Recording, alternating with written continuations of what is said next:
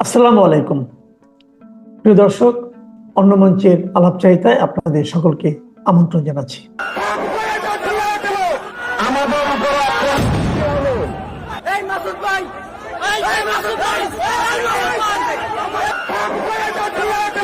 গত রাত থেকে যমুনার সামনে যা হচ্ছে সেই ব্যাপারটা আবার নতুন করে সকাল 11টা থেকে সংঘাতের পর্যায়ে গেল। কিন্তু গত রাতে আমরা যমুনার সামনে দেখেছি ইনকিলাব মঞ্চের নেতাদের অবস্থান করতে। ওসমান হাদির স্ত্রী উপস্থিত আছেন বলে দাবি করা হয়েছিল। তারা যমুনার সামনে থেকে সরবে না, এরকমটা বলা হয়েছিল। রাত 12টার পরে ইনকিলাব মঞ্চের যিনি সদস্য সচিব জাবের, তিনি বলেছিলেন যে এখান থেকে আমরা যাব না, কাঁথা বালিশ আনার আহ্বান জানিয়েছিলেন। তাদেরকে পানি পর্যন্ত ভেতরে নিয়ে যেতে দিচ্ছে না, 8 ঘন্টায় তারা পানি না খেয়ে আছে, এরকম অনেক বক্তব্য আমরা শুনেছিলাম। কিন্তু সকালে হঠাৎ করে দৃশ্যপট গেল পাল্টে। সেখানে আগমন ঘটল পে স্কেলের দাবি করা কর্মকর্তা কর্মচারীদের, এবং সেটা সংঘর্ষের পর্যায়ে গেল। যে ভিডিওটা আপনারা শুরুতে দেখলেন সেই ভিডিওটা সেই সংঘর্ষ চলাকালীন সময় ইনকিলাব মঞ্চের নেতারাও সেখানে থাকতে পারেনি। তাদের উপরেও জলকামান, সাউন্ড গ্রেনেড এগুলো দেয়া হয়েছে। সেই রাগে ক্ষোভে জাবের বলছেন পুলিশের উদ্দেশ্যে যে থাবড়ায়ে সব সোজা করে দেবেন। ডিসি মাসুদকে উদ্দেশ্য করে তিনি চিৎকার চেঁচামেচি করছেন। সেখানে রাজশাহী বিশ্ববিদ্যালয়ের ছাত্র সংসদ রাকসুর জিএস সালাউদ্দিন আম্মারকেও দেখা গেছে। পরিস্থিতি কোন দিকে যাচ্ছে, যে সংঘর্ষের পর্যায়ে পরিস্থিতিটা গেল, সেটাকে কেন্দ্র করে নতুন বিতর্ক তৈরি হয়ে গেলই যে নির্বাচনটা কি আদৌ হবে। যদিও সেই সংঘর্ষের মাঝ থেকেই একাধিক বক্তব্য এসেছে কিসের নির্বাচন, নির্বাচন কিভাবে হয় দেখে নেব, এমন বক্তব্যও এসেছে নির্বাচনে আমরা কেউ অংশ নেব না। চলুন একটু গণমাধ্যম কি বলছে, সার্বিক পরিস্থিতি কি হচ্ছে সেগুলো একটু বিবেচনা করে দেখি। নির্বাচনের যখন আর মাত্র 5 দিন বাকি, তখন পরিস্থিতি কোন দিকে যাচ্ছে, কেন যমুনার সামনে রণক্ষেত্র তৈরি হলো। থাকবেন পলিটিক্স টিভির নিয়মিত আয়োজনে।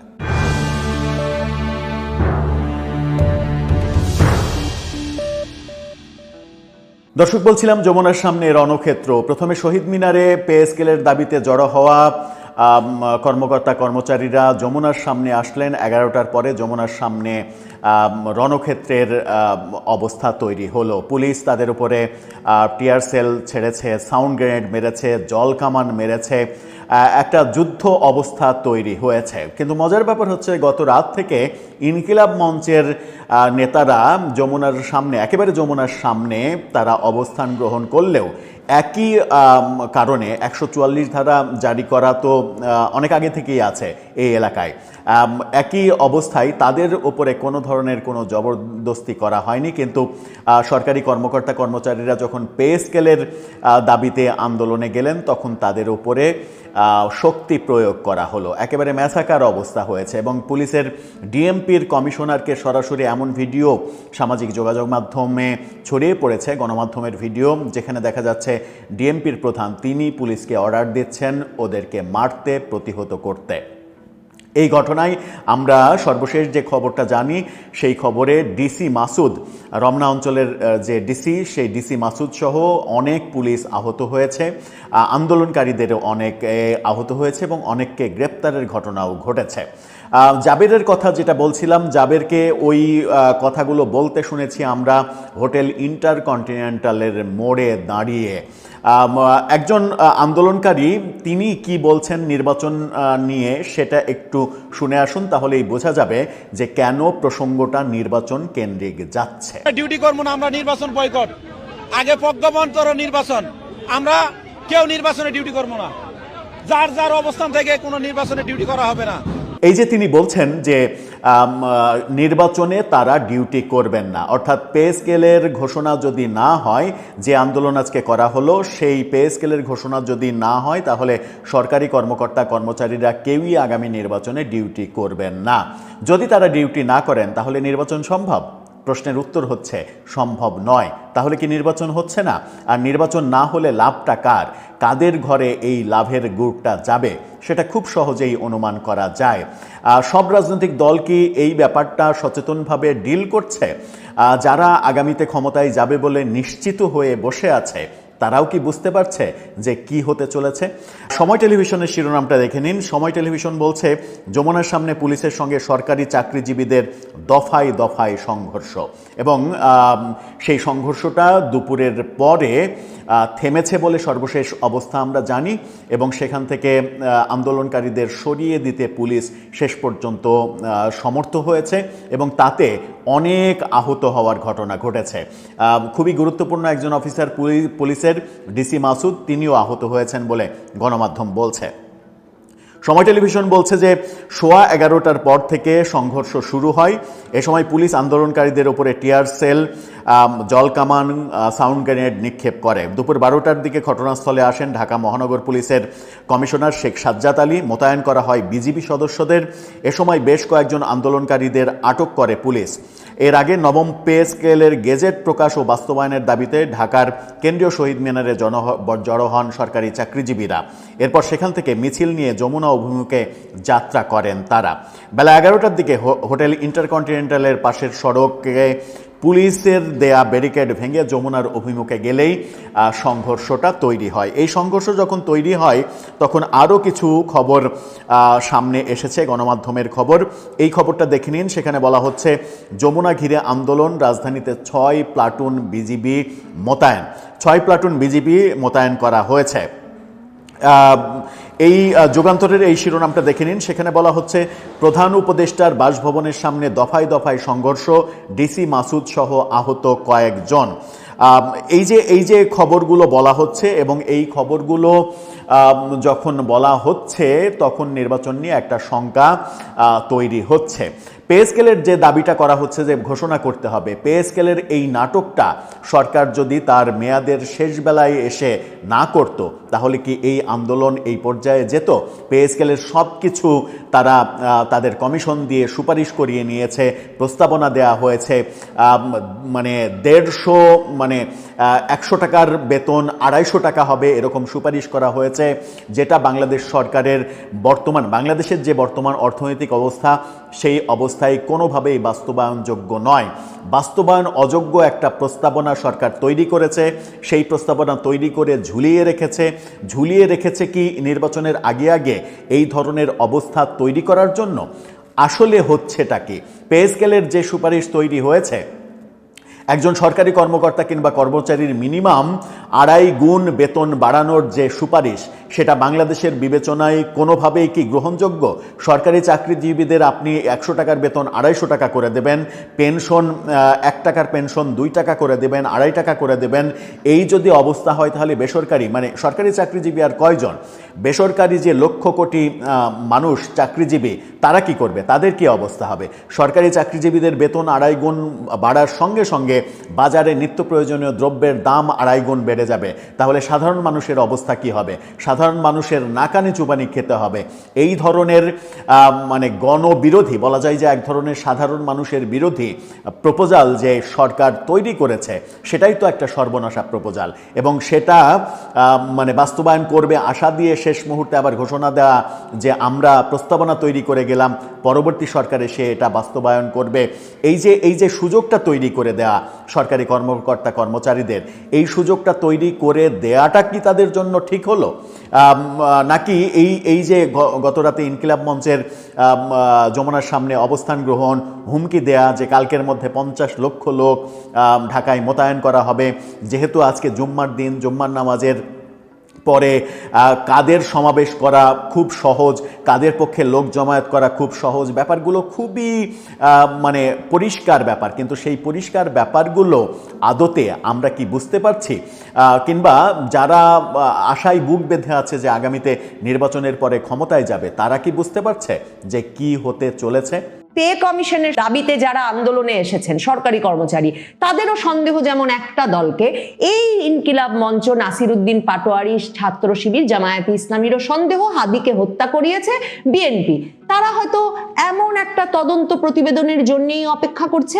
এখন এই লাগাতার আন্দোলন যদি মির্জা আব্বাসের বিরুদ্ধে তদন্তের আন্দোলনে পরিণত হয়, এই লাগাতার আন্দোলনে যদি জামায়াতে ইসলামী, ছাত্র শিবির তাদের জনশক্তি সরবরাহ করে, তখন পরিস্থিতি কোন দিকে যাবে?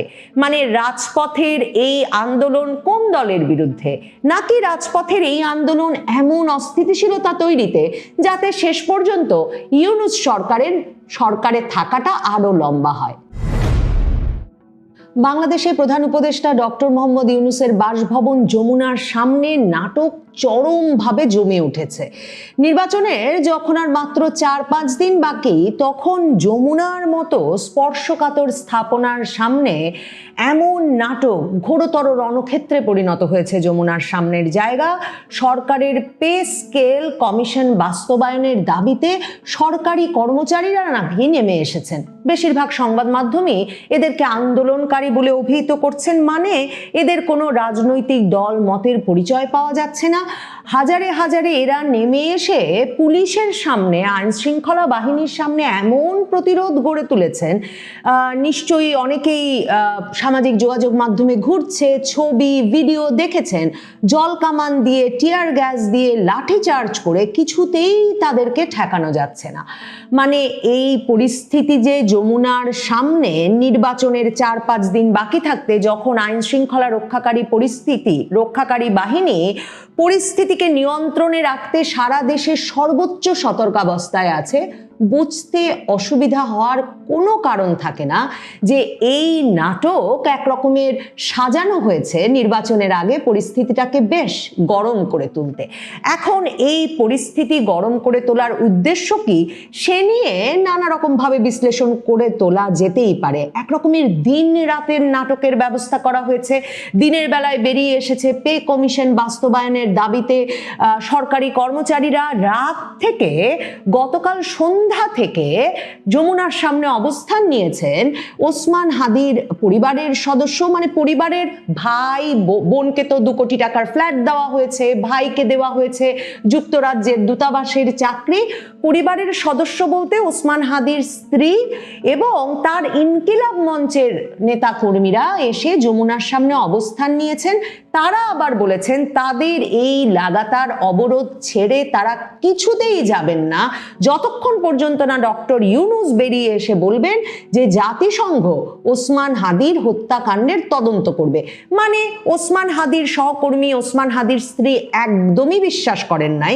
সরকার ওই যে একটা চার্জশিট দেওয়ার চেষ্টা করেছিল যে আওয়ামী লীগের কোনো ওয়ার্ড কাউন্সিলর তিনি অর্থ দিয়ে ছাত্রলীগের কোনো এক সাবেক কর্মীকে দিয়ে এই গুলি করিয়েছেন, এটার যে একটা গল্প তারা সাজিয়েছিল এবং সেই হত্যাকারীকে ভারত ষড়যন্ত্র করে ভারতে নিয়ে চলে গেছে, এতে তারা কনভিন্স না। তারা একেবারেই বারবারই তারা সভা সমাবেশেও বলেছে এই সরকার জানে কারা হত্যা করিয়েছে, কাজেই এই সরকারকে একটা নিরপেক্ষ তদন্তের মাধ্যমে একটা বিশ্বাসযোগ্য গল্প সাজিয়ে দিতে হবে বা একটা বিশ্বাসযোগ্য হত্যাকাণ্ডের ঘটনার তদন্ত রিপোর্ট দিতে হবে।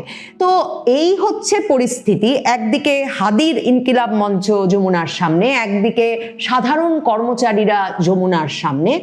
এর মতলবটা কি? মতলব খুঁজতেই হবে, কারণ গত 16-17 মাসে এটুকু আমরা নিশ্চিতভাবে জানি যে এই সরকার না চাইলে সরকারি কর্মচারীদের এই সময়ে রাস্তায় নেমে আসার সাহসী করবার কথা না। দেখেন, পে কমিশনের বিষয়টা নিয়ে সরকার একদম ইচ্ছাকৃতভাবে কর্মচারীদের খেপিয়েছে, সরকারি কর্মচারীদের খেপিয়েছে এবং রাজপথে একটা আন্দোলনের ব্যবস্থা সাজিয়েছে। কেমন? গত বছর জুলাইয়ে সরকার ঘোষণা দিল 6 মাসের মধ্যে তারা পে কমিশন বাস্তবায়ন করবে। এ দফায় প্রায় এ খবর সংবাদ মাধ্যমে ছড়িয়ে এলো যে সরকার যাওয়ার আগেই পে কমিশন, 9ম পে কমিশন তারা বাস্তবায়ন করে যাচ্ছে। হঠাৎ করেই এরপর তারা ঘোষণা দিল যে তারা এই কাজ নির্বাচিত সরকারের জন্য রেখে যাচ্ছে। কি আশ্চর্য ব্যাপার বলেন, যে সরকার কিনা বন্দর বিক্রি নির্বাচিত সরকারের জন্য রাখছে না, চীনের সঙ্গে ড্রোন কারখানা স্থাপন, একের পর এক যুদ্ধ বিমান কেনা কিংবা 25টা বোয়িং বিমান কিনে ফেলা যুক্তরাষ্ট্রের কাছ থেকে, কোনো কিছু নির্বাচিত সরকারের জন্য রাখছে না, তারা কিনা 9ম পে কমিশন বাস্তবায়নটা ঝুলিয়ে রাখলো যে এটা নাকি নির্বাচিত সরকার এসে করবে।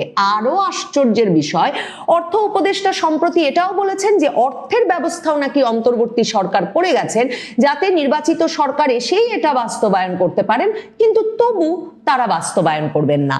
এখন যারা আন্দোলনে নেমেছেন তারা প্রথম আলো পত্রিকায় দেখবেন যে যেই আন্দোলনকারীরা এরা নাকি সরকারি কর্মচারী, তারা নাকি পুলিশের বাধা, লাঠিচার্জ, জল কামান, টিয়ার শেল সব মানে একেবারে প্রতিরোধ করে যেভাবে তারা আন্দোলন করছেন, প্রায় 2024-এর জুলাই আগস্ট আন্দোলনের কথা মনে পড়ছে, মানে পুলিশের গাড়ির সামনে দাঁড়িয়ে যেভাবে স্লোগান দিচ্ছেন, মানে কয়েক মাস অপেক্ষা করবেন না, প্রয়োজনে আজ পুলিশের গাড়ির সামনে মরে যাবেন, এমন যে একটা পরিস্থিতি নিয়েছেন এই আন্দোলনকারীরা, সাধারণ নাকি তারা কর্মচারী, তারা বলছেন, প্রথম আলোতে লিখছে যে তারা বলছেন তারা জানেন একটা দলের আপত্তির মুখে সরকার পে কমিশন বাস্তবায়ন করতে পারছে না। তাহলে বোঝেন কোন দলের আপত্তির মুখে সরকার বাস্তবায়ন করতে পারছে না।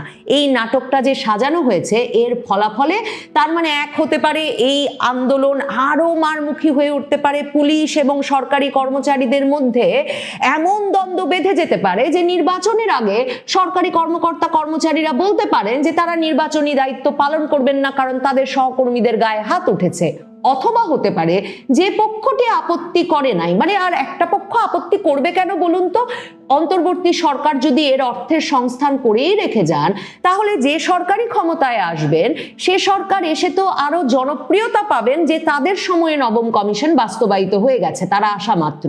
কিন্তু সরকারি কর্মচারীদের মধ্যে খবর ছড়িয়ে দেওয়া হয়েছে যে একটি রাজনৈতিক দলের আপত্তির মুখে সরকার এই সময়ে নবম পে কমিশন বাস্তবায়ন করতে পারছে না, এবং এর মানে দাঁড়াচ্ছে এই যে এই কর্মচারীদেরকে এখন যদি অপর পক্ষ এসে বলে দেন যে তারা সরকারে আসলে তারা নিশ্চিতভাবে নবম পে কমিশন বাস্তবায়ন করবেন, তাহলে তো খেলা ঘুরে গেল। তাহলে সকল সরকারি কর্মচারীরা যারা লাখে লাখে সংখ্যায় বাংলাদেশে নির্বাচনী দায়িত্ব পালন করবেন তাদের এক রকমের সরাসরি সমর্থন, তার মানে তখন অপর পক্ষটি পাবে। মানে এই যে সাধারণ কর্মচারীরা, মানে সাধারণ ছাত্রছাত্রীদের অনেক আন্দোলন তো আমরা দেখেছি, কাজে এই যে সাধারণ কর্মচারীরা নেমেছেন, প্রথম আলোতে শুধুমাত্র দেখছি যে তাদের কাছে একটা ব্যানার ছিল, যেই ব্যানারে তারা সাধারণ কর্মচারী দাবি আদায় পরিষদ নামের এক ব্যানার নিয়ে তারা নেমেছেন। সরকারি কর্মচারী দাবি আদায় ঐক্য পরিষদের ব্যানারে যারা আন্দোলনে এসেছেন তারা তার মানে কোন পক্ষের বিরুদ্ধে আন্দোলনে নেমেছেন, কোন রাজনৈতিক পক্ষের বিরুদ্ধে নেমেছেন, কোন রাজনৈতিক পক্ষটি তাদেরকে নামিয়েছে অপর রাজনৈতিক পক্ষের বিরুদ্ধে, সেটা খুব গুরুত্বপূর্ণ বুঝতে। মতলবটা কি, যমুনার ভেতর কি ষড়যন্ত্র চলছে যমুনার সামনে এ নাটক সাজাতে, এবং এতে একদিকে যেমন নির্বাচনের ফলাফল পুরোপুরিভাবে এখন যদি এসে সংহতি প্রকাশ করেন একটি পক্ষ, তাদের পক্ষে চলে যেতে পারে। অপরদিকে যে ঘটনা ঘটতে পারে সেটা হচ্ছে ইউনূস সরকারই যদি বেরিয়ে বলেন যে নবম কমিশন আমরা বাস্তবায়ন করে দিচ্ছি, তাহলেও এই যে একটি পক্ষ সরকারি কর্মকর্তাদের বেতন বৃদ্ধি চাইছিলেন না, এটা যদি প্রমাণ হয়ে যায় এবং এর বিপরীতে ইউনূস সরকার তাদের পাশে এসে দাঁড়ান, তাহলেও কেল্লা ফতে ইউনূস সরকারের জন্য। এরপরে নির্বাচন হলো কি হলো না, নির্বাচনের পর তারা ক্ষমতা হস্তান্তর করলেন কি করলেন না, এই উপদেষ্টা পরিষদে যদি মাসের পর মাস যমুনায় বসে সরকার চালিয়ে যান, কোনো অসুবিধা নাই, সরকারি কর্মচারীরা খুশি, তারা আছেন রাস্তায়। অন্যদিকে দেখেন ইনকিলাব মঞ্চের রাস্তায় নামার ব্যাপারটা।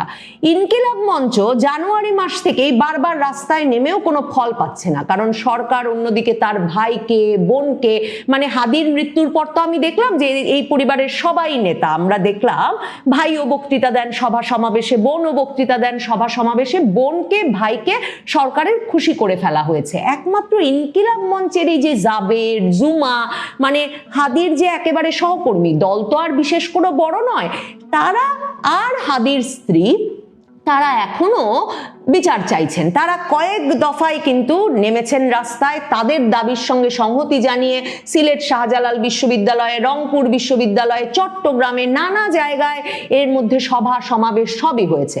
সরকার কর্ণপাত তো করেই নাই, সরকার একরকম সম্পূর্ণ তো মিডিয়া ব্ল্যাকআউটের ব্যবস্থা করেছে।